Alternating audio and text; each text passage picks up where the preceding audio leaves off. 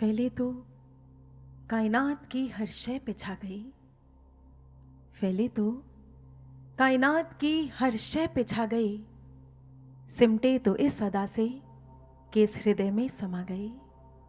तो आइए ऐसे ही विराट से विराटतम और सूक्ष्म से सूक्ष्मतम हमारे गुरुदेव श्री आशुतोष महाराज जी के श्री चरणों में कोटि कोटि नमन, कोटि कोटि वंदन अर्पित करते हैं। बोलिए परम पूजनीय गुरुदेव श्री आशुतोष महाराज जी की जय। श्री कृष्ण बलदेव की जय। सांचे दरबार की जय। कहते हैं एक बार एक अमेरिकन टूरिस्ट रेगिस्तान से होकर गुजर रहा था।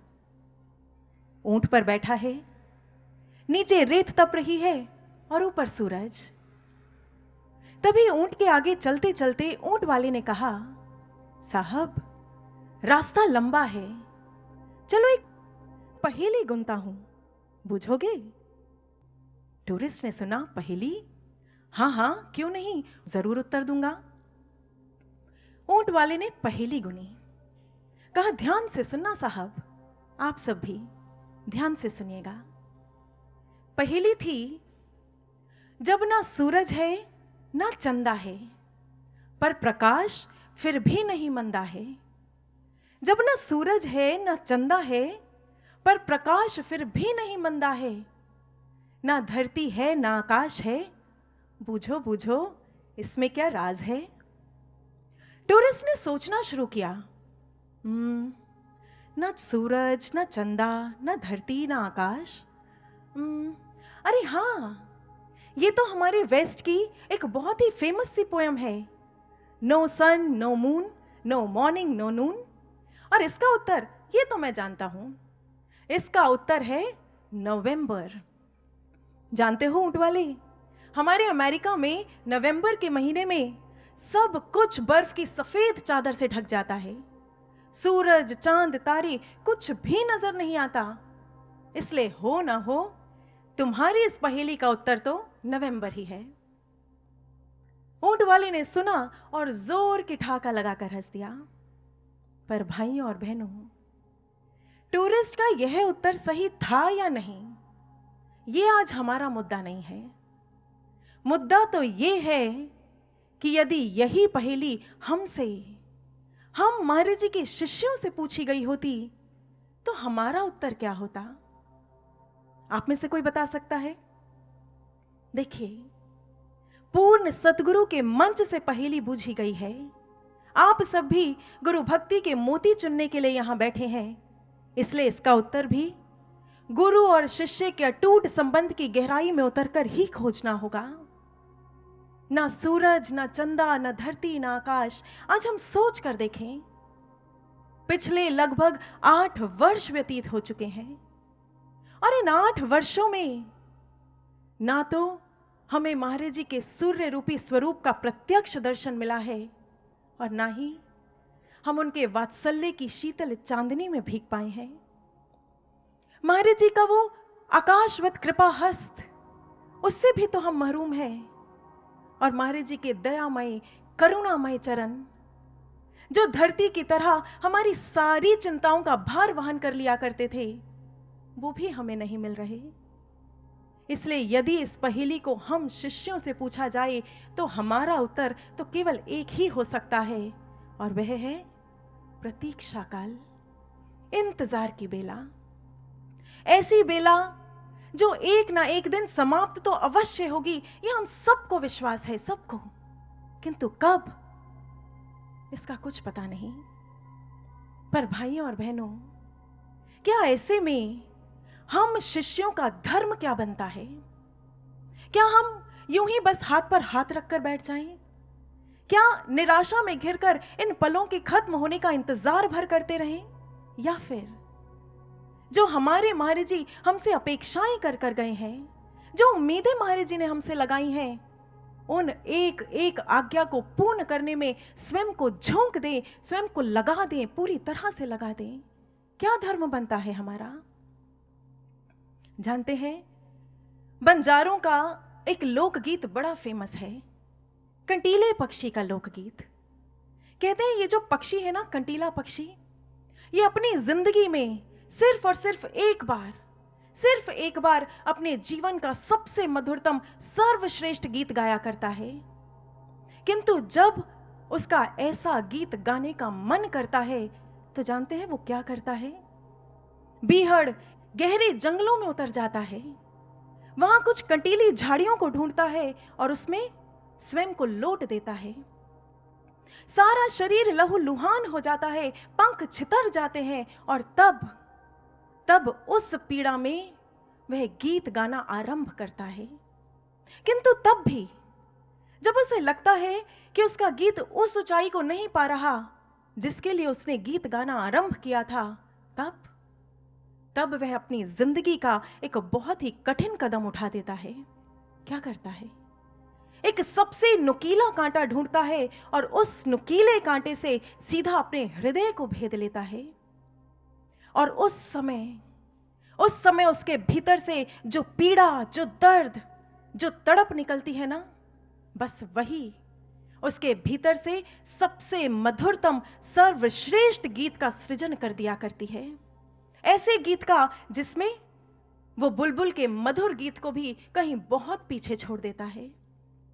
भाइयों और बहनों, ये जो बंजारों का लोक गीत है, यह हमें एक बहुत ही गहरी प्रेरणा दे रहा है। इशारा कर रहा है कि पीड़ा में जो सृजन होता है वह उत्कृष्ट कोटि का हुआ करता है। आज महाराज जी प्रत्यक्ष रूप में हमारे समक्ष नहीं है, ऐसे में हमारे भीतर से भी बार बार रह कर वो एक तड़प, वो पीड़ा उठनी चाहिए, एक टीस निकलनी चाहिए जिससे भावों का सघन पुंज इकट्ठा हो सके। ऐसा पुंज जो हमें अपना निर्माण करने की, अपने ऊपर काम करने की, खुद को गढ़ने की एक शक्ति दे दे, एक गजब का जज्बा हम में भर दे। और फिर देखना, क्योंकि साधकों यही वो समय है जो इस समय का लाभ उठा लेंगे, वे स्वयं अनुभव करेंगे कि उनके जीवन का सबसे सुंदर गीत प्रकट हो गया है, यानी उनका सर्वोत्कृष्ट निर्माण हो गया है। ठीक वैसे जैसे हुआ था सप्त ऋषियों का। हमारे पुराणों में एक बहुत ही छोटी सी गाथा आती है, पर कहते हैं बहुत सुंदर गाथा है हम साधकों के लिए, हम महाराज जी के शिष्यों के लिए इस समय बिल्कुल सटीक बैठती है।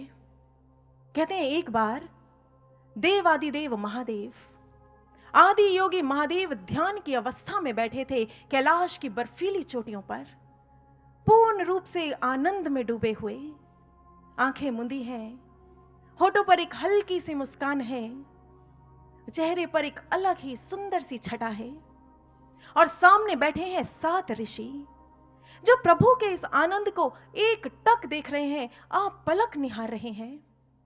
मन ही मन प्रार्थना उठ रही है, हे प्रभु, हे आदि योगी, उठिए, अपनी समाधि को तोड़िए और हम पर भी अपने दिव्य सानिध्य का आनंद रस बरसा दीजिए। समय बीतता गया, ऋषियों की प्रार्थना बढ़ती चली गई और कहते हैं एक दिन फिर आकाशवाणी हुई। कहा, ऋषियों, इस समय आप जिस मनोभूमि पर खड़े हैं, उस मनहा स्थिति पर खड़े होकर उस ब्रह्म का और ब्रह्म के रस का आनंद नहीं लिया जा सकता, इसलिए जाइए, स्वयं को तैयार कीजिए। बस इतना सुनना था कि 7 ऋषि तड़प उठे, भीतर एक गहरी टीस उठी, एक वेदना उठी, और इसी तड़प ने जन्म दिया एक दृढ़ संकल्प को। बस फिर क्या था, स्वयं पर कार्य करना आरंभ हुआ। अपने मन को शुद्ध, पावन, पवित्र करने का एक कठोर परिश्रम हुआ। आदि योगी के समाधि से उठने के प्रतीक्षा काल को ऋषियों ने अपना परीक्षा काल बना लिया, और करते करते करते करते ऐसी मनोभूमि तैयार हुई, ऐसी मनोभूमि that after 84 long years, 84 वर्षों बाद स्वयं आदि योगी उनसे प्रसन्न हो गए और उनके समक्ष प्रकट हो गए। भाइयों और बहनों, कहते हैं ये वही समय था। आदि योगी की इसी प्रसन्नता में उस दिन धरती को प्रथम गुरु की प्राप्ति हुई थी, सर्वप्रथम गुरु की। आदि योगी ने अपनी समाधि को तोड़ा और आदि गुरु के रूप में ऋषियों के समक्ष प्रकट हो उन पर वह आनंद रस की वर्षा कर दी, अपने ब्रह्म रस में पूर्ण रूप से उन्हें भिगो दिया, सराबोर कर दिया। और कहते हैं, हमारे पुराण बताते हैं कि बस उसी दिन वे भाव पूरित 7 ऋषि महान सप्त ऋषियों में परिणत हो गए। भाइयों और बहनों, पुराणों की एक बहुत ही छोटी सी गाथा है, पर इस पूरी की पूरी घटना का अगर बड़ी ही बारीकी से एनालिसिस किया जाए तो हम पाएंगे कि ये 2 स्टेप प्रोसेस है। सबसे पहला स्टेप, जब एक भक्त, एक शिष्य के भीतर एक टीस उठती है, एक तड़प उठती है, वेदना उठती है और वह स्वयं पर कार्य करना आरंभ करता है, खुद को तैयार करना आरंभ करता है। और फिर आता है दूसरा स्टेप, जब उसके इष्ट, उसके भगवान, उसके सद्गुरु उससे प्रसन्न हो जाते हैं और उसके समक्ष प्रकट होकर उसे अपने दिव्य अलौकिक आनंद रस का पान करा देते हैं। साधकों, क्या आपको ऐसा नहीं लगता कि आज आदि योगी आशुतोष की चलाई गई इसी रीत को सतगुरु आशुतोष ने भी हम सब शिष्यों के लिए चुन लिया है? महाराज जी का ये समाधि काल, ये भी तो वही उपयुक्त समय है, नियत समय है, जब हमें भी स्वयं पर कार्य करना होगा, अपने मन को पावन पवित्र शुद्ध करना होगा, विकारों से दूर करना होगा और ऐसी तैयारी करनी होगी, ऐसी तैयारी कि हमारे सतगुरु आशुतोष भी हमसे रीझ जाएं, समाधि से उठें और इस विश्व के विराट मंच पर भगवान आशुतोष के रूप में प्रकट होकर हमें भी अपने दिव्य सानिध्य के आनंद रस में भिगो दें, हमें भी सराबोर कर दें। किंतु उससे पूर्व the very important, the very pertinent question is, आखिर इस पूरे के पूरे प्रोसेस का पहला स्टेप कैसे हो? यानी हमारी तैयारी कैसी और कैसे हो, हम स्वयं का निर्माण कैसे करें, खुद अपने ऊपर काम कैसे करें, खुद अपने आप को कैसे गढ़ें। चलिए उसके लिए आपको ले चलते हैं राजस्थान में मेवाड़ की भूमि पर। ऐसी भूमि जो क्षत्रियों और क्षत्राणियों की भूमि रही, ऐसी भूमि जो राजपुताना आन बान शान की भूमि रही। दोहराती हूं, सुनो रक्त से लिखी हुई कुर्बानी, जिसके कारण मिट्टी भी चंदन है राजस्थानी। ऐसी ही चंदनमयी मिट्टी का एक ऐतिहासिक पात्र थी रानी पद्मावती। रानी पद्मावती एक ऐसा चरित्र जिसे यदि कवियों और लेखकों ने उकेरना चाहा तो उन्हें सबसे पहले अपनी कलम को स्वाभिमान की स्याही में डुबोना पड़ा। किसी ने उसमें चरित्र की पराकाष्ठा को देखा तो किसी ने राजपुताना शौर्य को। परंतु भाइयों और बहनों, यदि आज इस ऐतिहासिक गाथा को इस आध्यात्मिक मंच से गाया जाएगा तो देखना तो यह है कि एक सच्चा साधक, एक सच्चा शिष्य इस सच्ची घटना से अपने लिए कौन सा मोती चुकता है। आइए उस गाथा को सुनते हैं। यह उस समय की बात है जब अलाउद्दीन खिलजी ने पहली बार मेवाड़ की रानी पद्मिनी को आईने में देखा था और देखते ही बदहवास सा हो गया। रानी का रूप, उसका सौंदर्य उसके सर चढ़ गया। इसलिए रानी को पाने के लिए, उस पर काबू करने के लिए, उस पर पूरी तरह स्वामित्व जताने के लिए खिलजी किसी भी हद तक जाने को आमादा हो गया। बस फिर क्या था, वासना से भरे खिलजी ने पूरे दल बल के साथ चित्तौड़ पर धावा बोल दिया।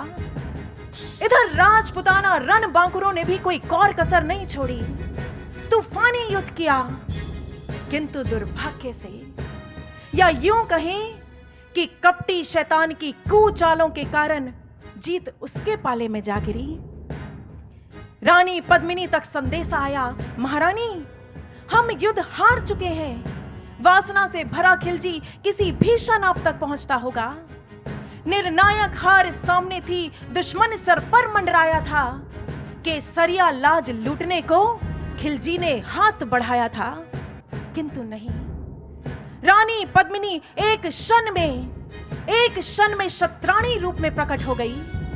दुर्ग की समस्त स्त्रियों को इकट्ठा किया और उस दिन रानी पद्मिनी ने मां भवानी की भांति हुंकार भरते हुए, गरजते हुए सिंह नाद किया था कि आज वासना से भरा खिलजी सौंदर्यवती पद्मिनी को पाने के लिए इस दुर्ग में प्रवेश अवश्य करेगा, किंतु उसके हाथ लगेगी शत्राणी पद्मिनी की राख और केवल राख। आज खिलजी अपनी आंखों से देखेगा कि मेवाड़ की रानी हंस हंस कर स्वयं को होम तो कर सकती है, किंतु अपने सम्मान के साथ कोई समझौता नहीं कर सकती। इसलिए जाओ, इस दुर्ग के भीतर एक पवित्र अग्निकुंड सजाओ। आज ये मेवाड़ अपनी रानी का अग्नि स्नान देखेगा। आज जौहर होगा, आज पवित्र जौहर होगा। जल मरने से ज्यादा पावन उस दिन कोई संकल्प न था। जौहर ही शेष बचा था, बस कोई और विकल्प न था। दुर्ग के भीतर एक बड़ा सा अग्नि कुंड सजा। अग्नि की ऊंची ऊंची लपटें धधकी और उस दिन रानी पद्मिनी ने किस शौर्य के साथ अग्नि स्नान किया था, लेखकों और कवियों ने आज तक इस दृश्य को अपने बुलंद खूबसूरत शब्दों में जीवंत रखा है। आइए हम भी उसी दृश्य के दृष्टा बने।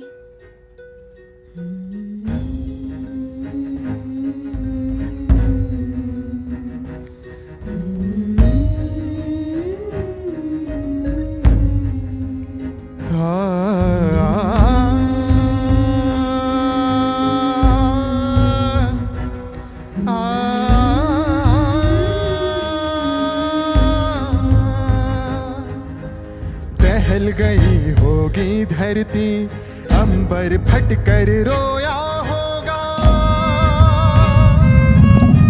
पद्मावती ने जब उस दिन केसरिया बाना पहना होगा।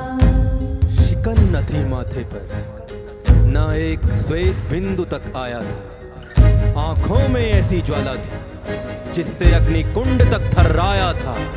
हुंकार भरी थी जय भवानी, सारा महल गुंजा। जय भवानी, जय भवानी, जय भवानी, जय भवानी। धधक धधक कर ज्वालाएं ऊपर उठी, चहुआर बढ़ी। लपटों का लिंगन करने तब शत्राणी कूद पड़ी। खिलजी के हाथों में उस दिन बस अफसोस ही आया था। पद्मिनी रानी ने जब एक नया इतिहास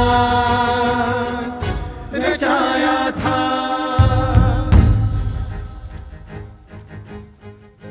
सच, रानी पद्मिनी ने इतिहास रच दिया। सोच कर देखें कैसा रोंगटे खड़े कर देने वाला दृश्य होगा वो। माथे पर एक शिकन नहीं थी, मन पल भर के लिए नहीं डोला था, बस हुंकार भरी अग्नि कुंड में कूद पड़ी और धधकती लपटों का आलिंगन कर लिया। क्या लगता है आपको, क्या उस समय रानी पद्मिनी के लिए यह निर्णय लेना बहुत आसान रहा होगा? नहीं। 100 बार खुद को याद दिलाई होगी यहां की पवित्र संस्कृति की। इस मिट्टी में यहां की हवाओं फिजाओं में घुली हुई ऊंचे चरित्र की गाथाओं की, और सबसे बड़ी बात, राजपुताना शान को कायम रखे उस बलिदानी पथ की। और बस उसी साहस, उसी जज्बे और उसी शौर्य से भरकर उसने जौहर का इतना बड़ा कदम उठा लिया होगा। पर भाइयों और बहनों, रानी पद्मिनी तो इतिहास रच गई, पर आज सोचना हमें है। अब हम सोचें कि हम जिस पथ पर बढ़ चुके हैं, महाराज जी के शिष्यों ने जिस पथ पर अपने कदमों को बढ़ा दिया है, क्या वो पथ कायरों का पथ होगा? क्या वो पथ बुज़दिलों का पथ होगा? नहीं, ये पथ भी आध्यात्मिक क्षत्रियों और क्षत्राणियों का पथ है। ये पथ भी शुरस्य धारा, महाराज जी के मुख से हमने कई कई बार सुना है, खांडे की धार पर चलने का पथ है। फिर ऐसे में साधकों, ये पथ भी हमसे एक मांग रखता है, और कोई छोटी मोटी साधारण मांग नहीं, बहुत ऊंची मांग रखता है। कैसी मांग? बलिदान की मांग, बलिदानी जौहर की मांग। परंतु कैसा जौहर, किसका जौहर आपके मन में आ रहा होगा? क्या इस तन का? ना। चलिए, इसे समझने के लिए अब इस पूरी की पूरी घटना को एक साधक के लेंस से देखते हैं। यहां रानी पद्मिनी किसे सिंबलाइज कर रही है और खिलजी किसका प्रतीक है? साधकों, यहां रानी पद्मिनी प्रतीक है एक जीवात्मा की, इस पथ पर बढ़ते हम और आप जैसे साधक की। और खिलजी प्रतीक है विषय विकारों और व्यसनों का, एक ऐसे मन का जिसकी नजर जब जीवात्मा पर पड़ती है तो वो भी अमादा होता है। उस पर काबू पाने के लिए, उस पर वश में कर लेने के लिए, उस पर अपना स्वामित्व जताने के लिए, एक जीवात्मा जिसने अपना सत्तित्व उस पुरुषोत्तम ईश्वर के साथ स्थापित किया होता है, उस सत्तित्व का हनन पतन कर देने के लिए और अपने विकारों के पूरे दल बल के साथ हम पर टूट पड़ता है। पर ऐसे में एक साधक का क्या रोल होना चाहिए? क्या वो आत्मसमर्पण कर दे? क्या अपने ईर्ष्या, द्वेष, घृणा, छल, कपट ऐसे विकारों के आगे घुटने टेक दे, हार मान ले?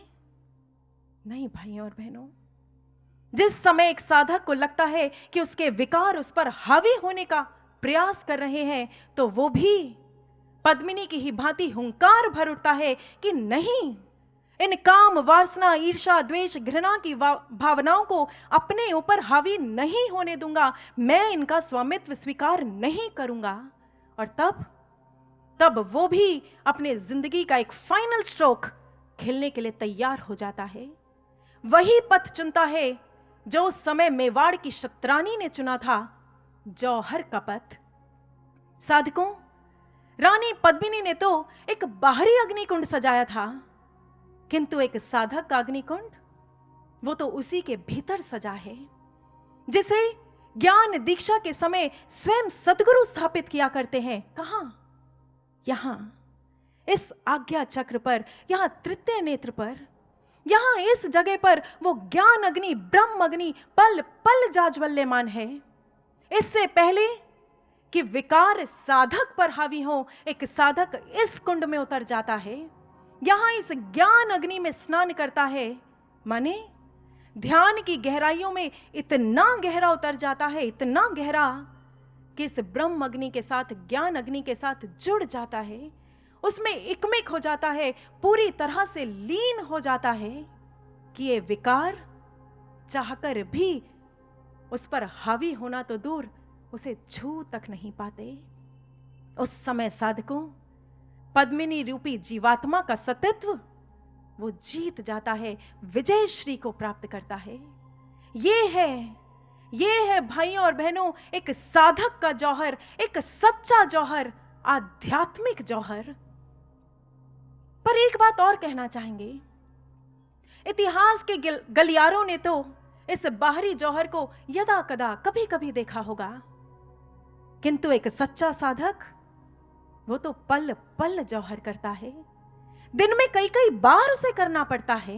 आपका खुद का एक्सपीरियंस रहा होगा, जरा सा कुछ मिल जाए अहंकार सर उठाने लगता है, पर यदि किसी और का निर्माण हो जाए, किसी और का उत्थान हो जाए, तो यही मन ईर्ष्या, द्वेष, घृणा की भावनाओं से लबालब भर उठता है। हमारी आंखें एक गलत दृश्य को देख लें, बस मन उसी की ओर हमें खींचना शुरू कर देता है, आकर्षित करता है, और जब बात हो किसी को पीछे खींचने की, पीछे हटाने की, तो हमारा ये मन खिलजी की ही तरह छली और कपटी होने में भी देर नहीं लगाता। ये हम सबका एक्सपीरियंस होगा, सबका अनुभव होगा। पर साधकों सावधान, जब जब भी ये विकार एक साधक पर हावी होने लगे तो उसी समय सतर्क हो जाना, चौकन्ना हो जाना, अपने एक एक विचार पर तीखी पैनी नजर रखना। एक बार एक स्वामी भैया, जिनकी जेल में प्रचार करने की सेवा थी, वे सेवा में जाने से पहले महाराज जी के कक्ष में महाराज जी को प्रणाम करने के लिए गए और अभी प्रणाम करके उठे ही थे कि महाराज जी ने एक इंग्लिश की कोटेशन बोली। और ये तो हम सब जानते ही हैं, महाराज जी के मुख से निकला एक एक शब्द, महाराज जी के एक एक शब्द का चयन वो ऐसा ही साधारण नहीं होता, बहुत बहुत गहराई रखता है। महाराज जी ने कहा, peace breakers can be transformed into peace makers, but they have to awaken vital vigilance within them. Maharaj ji ने स्वामी भैया से पूछा, जानते हो ये वाइटल विजिलेंस क्या होता है? भैया ने झट उत्तर दिया, हाँ जी महाराज जी, विजिलेंस तो पता है, ये वो डिपार्टमेंट होता है जो करप्शन पर या किसी गलत काम पर तीखी पैनी नजर रखता है और फिर उसे होने नहीं देता। पर महाराज जी वाइटल, अभी भैया सोच ही रहे थे कि महाराज जी ने गंभीर स्वर में कहा, आत्मिक चैतन्यता, आत्मिक सतर्कता। एक ब्रह्म ज्ञानी साधक की चेतना को इतना जागृत, हर पल इतना जागृत होना चाहिए कि वह अपने मन में उठते एक एक विचार पर तीखी पैनी नजर रखे और फिर जब यही विचार विकारों का रूप लेकर उस पर हावी होने का प्रयास करे तो वो उसी समय सतर्क हो जाए, सावधान हो जाए, चौकन्ना हो जाए और फिर यही वाइटल विजिलेंस एक साधक को गाइड करे। Now it's high time to meditate. ये सही समय है, उपयुक्त समय है। जाओ, ध्यान में उतर जाओ, इस ज्ञान ज्योति के साथ, ब्रह्म ज्योति के साथ इकमिक हो जाओ, तभी तुम अपने विकारों से अपनी रक्षा कर सकते हो। ये महाराज जी का सूत्र है। महाराज जी ने हम सब साधकों को दिया है कि हर पल सतर्क रहो और ज्ञान अग्नि से जुड़े रहो, तभी विकार हम पर हावी नहीं हो पाएंगे। आपको बताएं, ग्रीक मिथोलॉजी, उसमें भी एक बड़े ही सुंदर से पक्षी का वर्णन आता है। नाम है फिनिक्स बर्ड। आपने भी नाम सुना होगा। कहते हैं ये पक्षी अपने बड़े बड़े रेड गोल्डन पंखों के साथ वर्षों वर्ष जीता है, इसीलिए इसे इमॉर्टल बर्ड भी कहा गया, अमर पक्षी। पर जानते हैं, इस पक्षी के जीवन का एक बड़ा ही इंटरेस्टिंग सा फैक्ट है। कहते हैं कि बेशक ये पक्षी अमर है, वर्षों वर्ष जीता है, किंतु हर 500 साल बाद जब उसे ये लगने लगता है कि उसकी सुंदरता कुछ घटने लगी है, उसकी कांति कुछ फीकी पड़ने लगी है, उसकी कमजोरियां उस पर हावी होने का प्रयास कर रही हैं, तब वह क्या करता है? एक कठिन कदम उठाता है। वो अपने ही घोंसले में आग लगा देता है और उसमें कूद जाता है, खुद को भस्म कर लेता है। यस, ही बर्न्स हिमसेल्फ इनटू एशेस। और फिर ग्रीक मिथोलॉजी कहती है कि फिर इसी राख से जन्म होता है एक नवीन सुंदर कांतिमय फिनिक्स का, एक ऐसे पक्षी का जो अपने आप में परफेक्ट है, गुणों से भरा हुआ है, अवगुणों से, दोषों से रहित है। भाइयों और बहनों, ठीक इसी तरह जब जब भी एक साधक के भीतर ये इच्छा उठती है कि वो भी सुंदर हो जाए, सद्गुणों से भर उठे, अपने विकारों को दूर कर दे, तो शर्त एक ही है, साधना में उतरना ही होगा, ज्ञान की अग्नि के साथ इकमिक होना ही पड़ेगा, उसमें मिलना ही पड़ेगा, और कोई मार्ग ही नहीं है। This is an invincible law. अध्यात्म के जगत की यह एक अटल रीत है जिसे टाला नहीं जा सकता।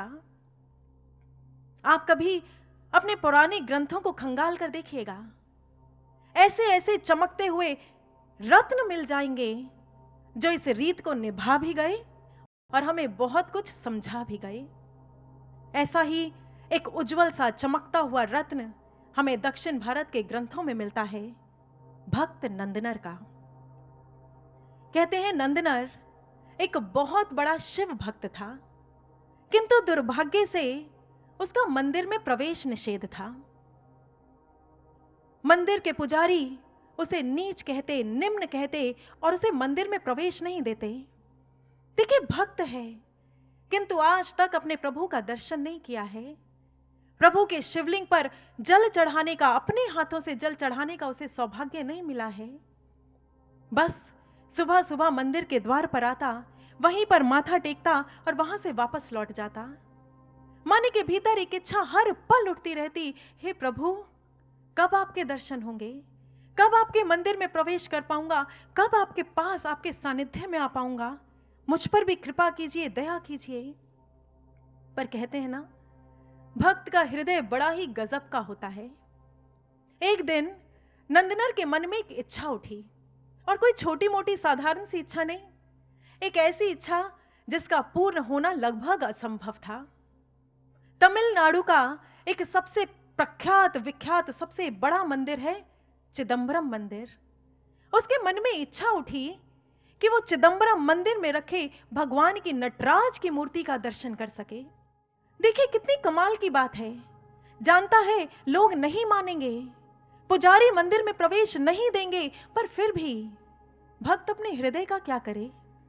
समय बीतता गया, नंदनर के भीतर की यह इच्छा पुरजोर होती चली गई, प्रार्थनाएं बढ़ती चली गई। और फिर आखिरकार एक दिन स्वयं महादेव ने नंदनर को स्वप्न में दर्शन दिए। कहा, नंदनर, तुम चिदंबरम मंदिर में रखी मेरी नटराज की मूर्ति का दर्शन करना चाहते हो ना, तो फिर ठीक है, आज हम तुम्हें कहते हैं कल सुबह चिदंबरम अवश्य आना, पर कैसी भी परिस्थिति हो उसे पार कर हम तक जरूर पहुंच जाना। नंदनर प्रसन्न हो गया। सच प्रभु, क्या सच में कल मुझे आपका दर्शन होगा? क्या सच में मैं मंदिर में प्रवेश कर पाऊंगा? प्रभु मुस्कुरा दिए, अंतर ध्यान हो गए। रात गहराई और उसी दिन उसी रात अब महादेव ने उस मंदिर के पुजारी को भी दर्शन दिए। कहा, जानते हो, कल नंदनर चिदंबरम में प्रवेश करने का प्रयास करेगा। पर पुजारी घबरा गया। प्रभु ऐसा कैसे? उसका तो प्रवेश निषेध है। महादेव ने कहा, तो फिर ठीक है, कल ऐसा करना कि मंदिर के द्वार पर एक अग्नि कुंड सजा देना और उससे कहना कि यदि वो मेरे दर्शन करना चाहता है तो इन अग्नि की लपटों से गुजर कर करे। अब पुजारी भी खुश है। अच्छा, तो कल नंदनर की चिता जलेगी वहां। सुबह हुई, दोनों ने महादेव की आज्ञा का पालन किया। सुबह सुबह नंदनर चिदंबरम मंदिर के प्रवेश द्वार पर पहुंचा, पर यह क्या, वहां तो अग्नि की ऊंची ऊंची लपटें उठ रही हैं। उधर पुजारी ने भी प्रभु की आज्ञा को सुना दिया। सुनो नंदनर, यदि मंदिर में प्रवेश करना चाहते हो, मेरे प्रभु का दर्शन करना चाहते हो, तो इन अग्नि की लपटों से गुजर कर दिखाओ, इस अग्नि परीक्षा को देकर दिखाओ। नंदनर ने सुना, उसी पल हाथ जुड़ गए, आंखों से अश्रुधार बह निकली। मन ही मन प्रभु से प्रार्थना की और शांत हृदय से एक क्षण गवाए बगैर प्रभु का नाम लेते हुए लपटों में प्रवेश कर गया। जानते हैं, जैसे नॉर्थ इंडिया में मां सीता की अग्नि परीक्षा फेमस है, वैसे ही आप कभी दक्षिण भारत चले जाना, भक्त नंदनर की इस अग्नि परीक्षा की गाथा को बच्चा बच्चा कहता मिल जाएगा। इधर नंदनर ने अग्नि में प्रवेश किया, पर उन लपटों से गुजरकर जैसे ही एक कदम बाहर निकाला, ये क्या चमत्कार घट गया। नंदनर पूर्ण आर्य वेश में है, तन पर जनेऊ है, माथे पर त्रिपुंड धारण किया है और पूरे के पूरे शरीर पर प्रभु की पवित्र भस्म को रमा रखा है। चेहरे पर इतना तेज है, इतनी कांति है, पुजारी ने जैसे ही देखा चरणों में दंडवत लेट गया। पर नंदनर, वो तो अभी भी अपने महादेव को ढूंढ रहा है। मंदिर में प्रवेश किया और आज भक्त ने पहली बार अपने प्रभु का दर्शन किया है। आंखें छलछला रही हैं और तमिल ग्रंथ बताते हैं कि उसी दिन उसी समय जब नंदनर ने प्रभु का दर्शन किया, वह प्रभु की महादेव की मूरत में ही समा गया, उन्हीं में ही लीन हो गया। भाइयों और बहनों, दक्षिण भारत की यह गाथा, बहुत से लोग जब इसे पढ़ते हैं तो इसके आध्यात्मिक अर्थ को समझ नहीं पाते, किंतु ये अध्यात्म का मंच है। यहां पर अध्यात्म के मोती चुने जाते हैं और हमारे शास्त्र ग्रंथ वे तो ऑर्नामेंटल लैंग्वेज में, अलंकारिक भाषा में लिखे गए हैं। यहां पर निम्न और नीच कौन है, हमारे शास्त्र बताते हैं। हर वो जीवात्मा जो अभी भी अपने मन के स्तर पर है, जो अभी भी विकारों से घिरी हुई है, अपने कुसंस्कारों में जकड़ी हुई है, वह जीवात्मा निम्न है। और नंदनर अग्नि में प्रवेश कर आर्य रूप हुआ, यानी किसी बाहरी अग्नि में नहीं, वो ध्यान साधना में बैठा था। भीतर की ज्ञान अग्नि में उसने प्रवेश किया था, उसमें रमा था, उसके साथ एकाकार हुआ था। और तब उसका आर्य वेश, त्रिपुंड, जनेयु, ये बाहरी अलंकार, ये उसके सद्गुणों की ओर इशारा कर रहे हैं। यानी मन के स्तर से इतना ऊपर उठ गया था, विकारों को दूर कर कर सद्गुणों को धारण किया था, सद्गुणों से अपना श्रृंगार कर लिया था। और फिर क्या घटा? कहां तो नंदनर केवल मात्र अपने प्रभु का दर्शन भर करना चाहता था, और कहां देव रूप होकर महादेव में ही लीन हो गया। भाइयों और बहनों, ये है अध्यात्म का पथ, और यही एक पथ है। ज्ञान की अग्नि में उतरना ही पड़ेगा, ध्यान साधना में बैठना ही पड़ेगा, सद्गुणों को धारण करना ही पड़ेगा, यदि हम अपने इष्ट, अपने भगवान, अपने सद्गुरु से मिलन स्थापित करना चाहते हैं। और कोई शॉर्टकट है ही नहीं, और कोई मार्ग है ही नहीं। परंतु आज आपसे पूछते हैं, कहीं ऐसा तो नहीं कि सारी की सारी चर्चा को सुनकर मन के भीतर कुछ उथल पुथल हो गई हो, थोड़ी सी घबराहट हो रही हो, सिरहन पैदा हो रही हो कि अरे ऐसा कैसे, ये हमसे कैसे हो पाएगा? ज्ञान अग्नि में उतरना, मन से युद्ध करना, मन के विरुद्ध जाना, विकारों को दूर करना, नहीं नहीं नहीं, ये हमसे नहीं होगा। अरे ये तो कोई महान विरले संत महापुरुष हुआ करते थे जो ऐसा कर गुजरे, हम कहां? पर साधकों, आज स्वयं अपने आप से पूछें, क्या सचमुच हम और आप साधारण हैं? क्या सच में हम अपनी एक छोटी सी फैमिली या संसार के छोटे छोटे दायरों के लिए ही आए हैं? याद करना महाराज जी के उन शब्दों को। महाराज जी ने कहा था, हो संतान मेरी साधारण नहीं हो, आए इस जगत में अकारण नहीं हो। कि हम अकारण ऐसे ही बिना किसी उद्देश्य के यहां नहीं आ गए। याद रखिए, जिस दिन हमें ज्ञान दीक्षा मिली थी, जिस दिन ज्ञान मिला था, बस उसी समय, उसी क्षण हमारे लिए एक विराट, एक महान लक्ष्य को तय कर दिया गया था। मुझे याद है, एक बार महाराज जी संगत के बीच बैठे थे, बहुत बहुत प्रसन्न थे, मुस्कुरा रहे थे, और तभी अचानक महाराज जी ने संगत से पूछा, अच्छा जानते हो कि चाणक्य ने चंद्रगुप्त को अपनी शरण में क्यों लिया था? संगत से ही एक गुरु भाई उठे, कहा, महाराज जी, हाँ, शायद चाणक्य चंद्रगुप्त से अखंड भारत का निर्माण कराना चाहते थे। महाराज जी ने सुना, मुस्कुरा दिए, और फिर एक क्षण में उसी वक्त महाराज जी ने पूछा, अच्छा तो फिर ये बताओ कि हमने आपको अपनी शरण में क्यों लिया है? उन गुरु भाई ने थोड़ा सा सोचा, मनन चिंतन किया, और फिर महाराज जी को कहा, महाराज जी, हो सकता है शायद आप भी हमसे अखंड भारत का निर्माण कराना चाहते हो। तभी वहां पर एक और गुरु भाई बैठे थे संगत में ही, वे उठे और उन्होंने एकदम से महाराज जी को कहा, नहीं नहीं महाराज जी, आप हमसे अखंड भारत का नहीं, आप तो पूरे विश्व के लिए आए हैं, इसलिए आप हमसे अखंड विश्व का निर्माण कराना चाहते हैं। महाराज जी ने सुना, पर इस बार महाराज जी गंभीर हो गए, कुछ क्षण मौन रहे, और फिर उस दिन जो महाराज जी ने कहा था ना, साधकों, वो हमारे लिए बहुत पते की बात है। हो सके तो आज गांठ बांध लेना, भीतर तक उतार लेना।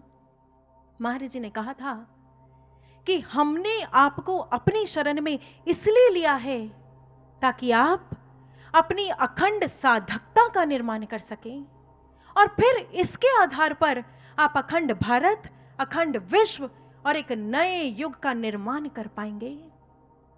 अभिलाषा गुरु की हम भी चमके गगन के तारों से, झलके अब व्यक्तित्व हमारा कुंदन श्रेष्ठ विचारों से, सत्य अहिंसा त्याग तप पहचान बने हमारी, और फिर हमसे प्रेरित होकर दुनिया कदम बढ़ाए सारी। आपने महाराज जी की उम्मीदों की ऊंचाई को देखा है। सत्य तप अहिंसा त्याग अखंड साधकता, महाराज जी ऐसे ऐसे गुणों से हमें सजा हुआ देखना चाहते हैं, हमारा श्रृंगार देखना चाहते हैं। तो फिर माना ये इतना आसान नहीं होगा। श्रेष्ठ गुणों को धारण करना, विकारों को दूर करना, माना ये आसान नहीं होगा। पर भाइयों और बहनों, क्या हम अपने सतगुरु के लिए ये संघर्ष नहीं कर सकते? महाराज जी जिस विराट और महान लक्ष्य को हमारे समक्ष लेकर आए हैं, क्या उसके लिए हम थोड़ा सा दर्द, थोड़ी सी पीड़ा नहीं सह सकते? स्वयं आज अपने आप से प्रश्न करें। जानते हैं एक इंसान के दर्द सहने की लिमिट कितनी होती है? साइंटिस्ट बताते हैं कि एक इंसान ज्यादा से ज्यादा 45 डेसिबल यूनिट्स का पेन सह सकता है। यदि यह पीड़ा इससे ज्यादा बढ़ती है तो इंसान वहीं पर दम तोड़ देता है। परंतु साइंटिस्ट ये भी जानते थे कि एक मां जब वह एक नन्हे से शिशु को जन्म देने वाली होती है तो वह जिस लेबर पेन से गुजरती है वो बहुत अधिक होता है। इसलिए उन्होंने उस समय की पीड़ा को भी नापा और वो हैरान रह गए, आंखें खुली की खुली रह गई जब उन्हें पता चला कि एक मां एक नन्हे से शिशु को जन्म देते समय 57 डेसिबल यूनिट्स का पेन सह जाती है। कहां तो 45 डेसिबल्स और कहां 57। यानी जिस सीमा पर जाकर श्वासों की लड़ी टूट जाती है, एक मां उस सीमा को लांघकर सृजन किया करती है। आखिर क्यों, कैसे? साइंटिस्ट इसका उत्तर नहीं दे सकते, पर शायद एक मां इस प्रश्न का उत्तर बहुत अच्छे से जानती है। जिस स्वप्न को उसने 9 महीने सहेज कर रखा होता है कि एक दिन उसकी गोद में एक नन्हा सा प्यारा सुंदर सा शिशु आकर खेलेगा, बस वही खुशी, वही उमंग, वही स्वप्न उसे पीड़ा सहने की इतनी शक्ति दे देता है कि वह खुशी खुशी पीड़ा की हर सीमा को लांघ जाती है। साधकों, एक स्वप्न तो हमने भी देखा है और पिछले 8 वर्षों से देख रहे हैं कि एक दिन युग परिवर्तन होगा।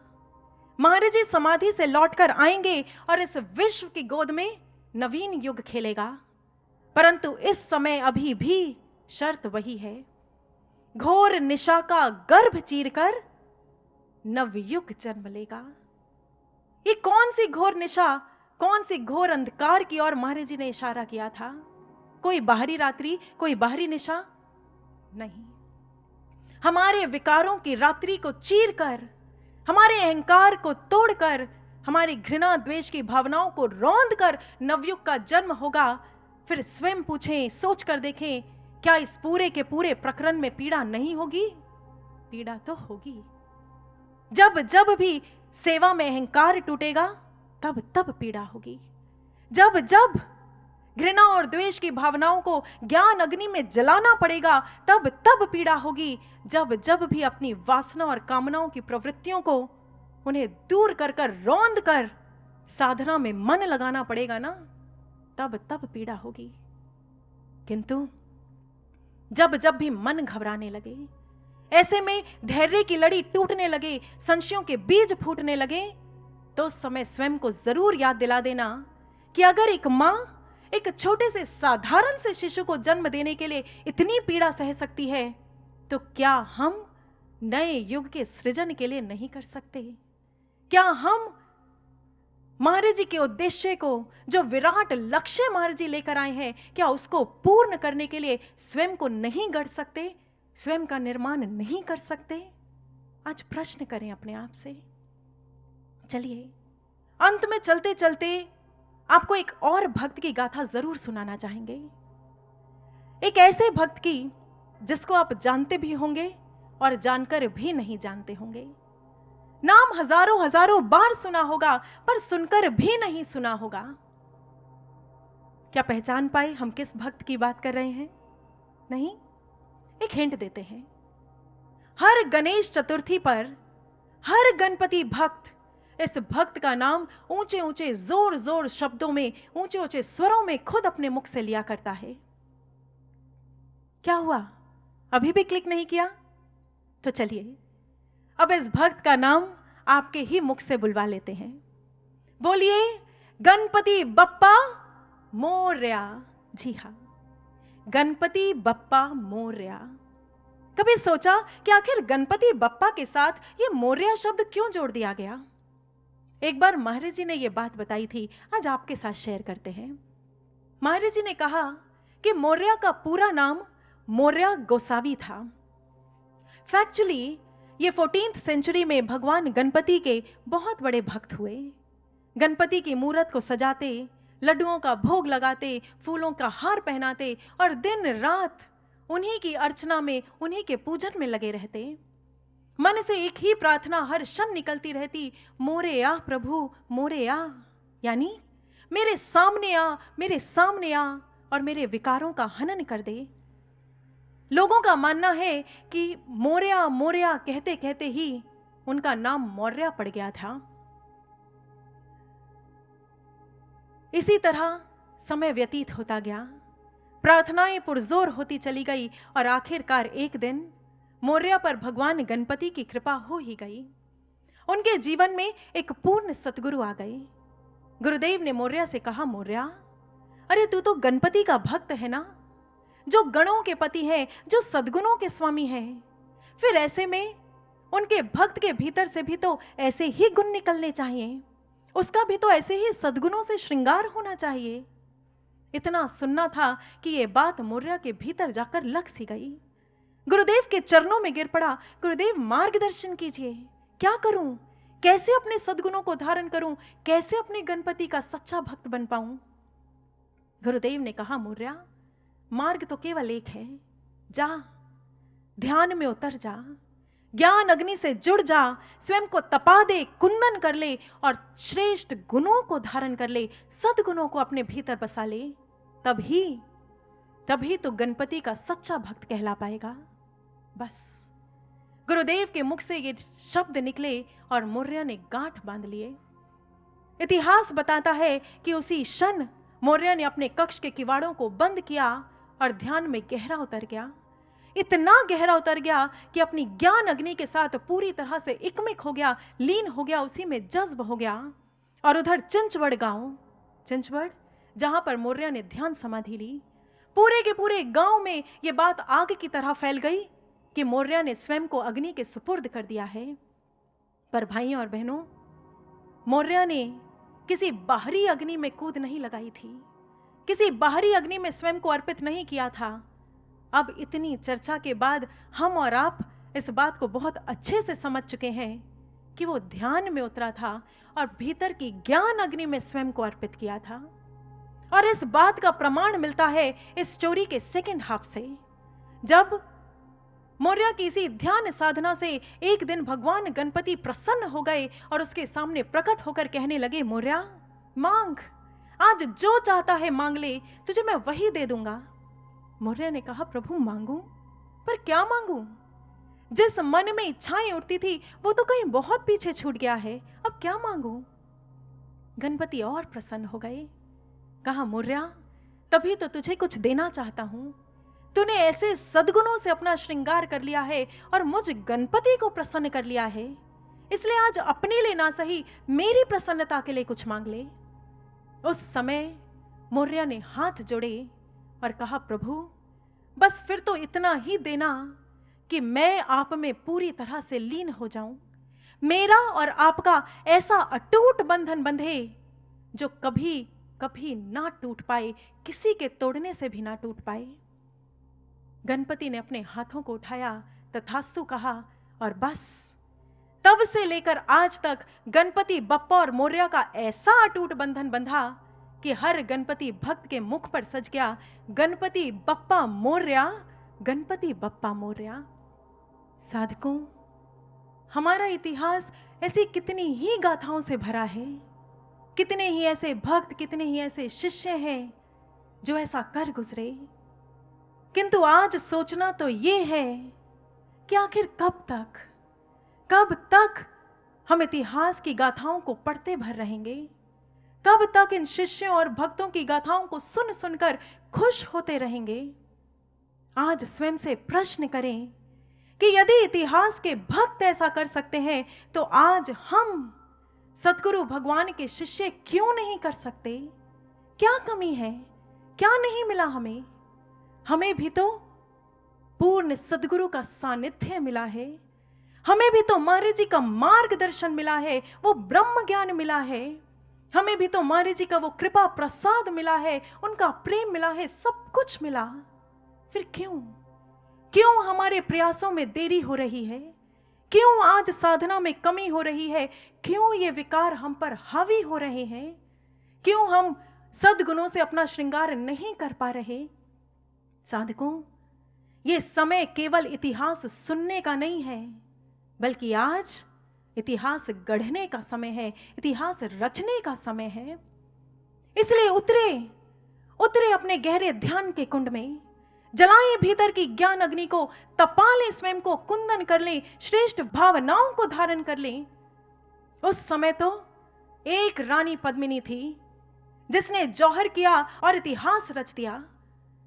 परंतु आज भाइयों और बहनों, यदि महाराज जी के शिष्य, हजारों लाखों शिष्य इस ज्ञान अग्नि में जौहर करेंगे तो इतिहास स्वयं रचेगा। और ऐसा इतिहास रचेगा, ऐसा जो ना तो पहले कभी रचा गया और ना ही आगे कभी संभव हो पाएगा। इसलिए भाइयों और बहनों, ये समय हमसे कुछ मांग रहा है, ये समय हमसे कुछ अपेक्षाएं रखता है, कुछ उम्मीदें रखता है। और वो क्या उम्मीद रखता है, हमसे क्या कहना चाहता है, आइए हम भी श्रवण करते हैं। फिर इतिहास रचाने को शिष्यों की टोली निकल पड़े। एकमात्र संकल्प हो जौहर ऐसी रग रग फड़क पड़े। ब्रह्म ज्ञान का पावन कुंड हो, ज्ञान की अग्नि धधक उठे। ध्यान साधना की अग्नि में कुंदन सा साधक दबक उठे। जौहर का जौहर दिखलाने की रुत अब फिर से आई है।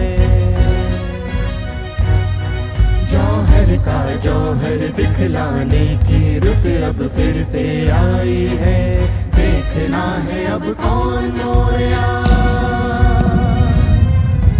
कौन पद्मिनी बाई है।